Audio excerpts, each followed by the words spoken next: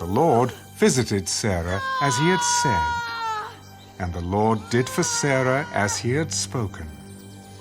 For Sarah conceived and bore Abraham a son in his old age, at the set time of which God had spoken to him. And Abraham called the name of his son who was born to him, whom Sarah bore to him, Isaac.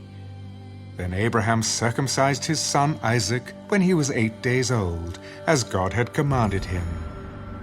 Now Abraham was 100 years old when his son Isaac was born to him. God has made me laugh, and all who hear will laugh with me. Who would have said to Abraham that Sarah would nurse children? For I have borne him a son in his old age. So the child grew and was weaned, and Abraham made a great feast on the same day that Isaac was weaned. And Sarah saw the son of Hagar, the Egyptian, whom she had borne to Abraham, scoffing. Therefore she said to Abraham, Cast out this bondwoman and her son, for the son of this bondwoman shall not be heir with my son, namely with Isaac. And the matter was very displeasing in Abraham's sight because of his son. But God said to Abraham, Do not let it be displeasing in your sight because of the lad or because of your bondwoman. Whatever Sarah has said to you, listen to her voice. For in Isaac your seed shall be called. Yet I will also make a nation of the son of the bondwoman, because he is your seed. So Abraham rose early in the morning and took bread and a skin of water, and putting it on her shoulder, he gave it and the boy to Hagar, and sent her away. Then she departed and wandered in the wilderness of Beersheba, and the water in the skin was used up, and she placed the boy under one of the shrubs. Then she went and sat down across from him, at a distance of about a bowshot, for she said to herself, Let me not see the death of the boy. So she sat opposite him, and lifted her voice, and wept. And God heard the voice of the lad.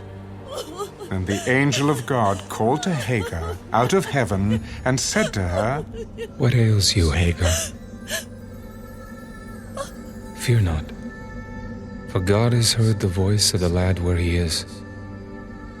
Arise, lift up the lad, and hold him with your hand,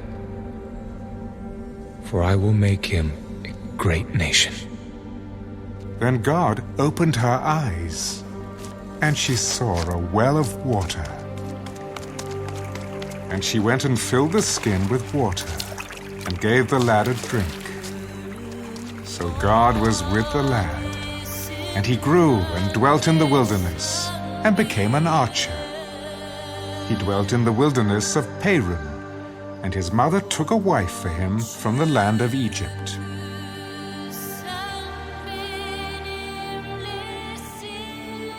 And it came to pass at that time that Abimelech and Phicol, the commander of his army, spoke to Abraham. God is with you in all that you do. Now therefore, swear to me, by God, that you will not deal falsely with me, with my offspring, or with my posterity, but that according to the kindness that I have done to you, you will do to me and to the land in which you have dwelt. I will swear.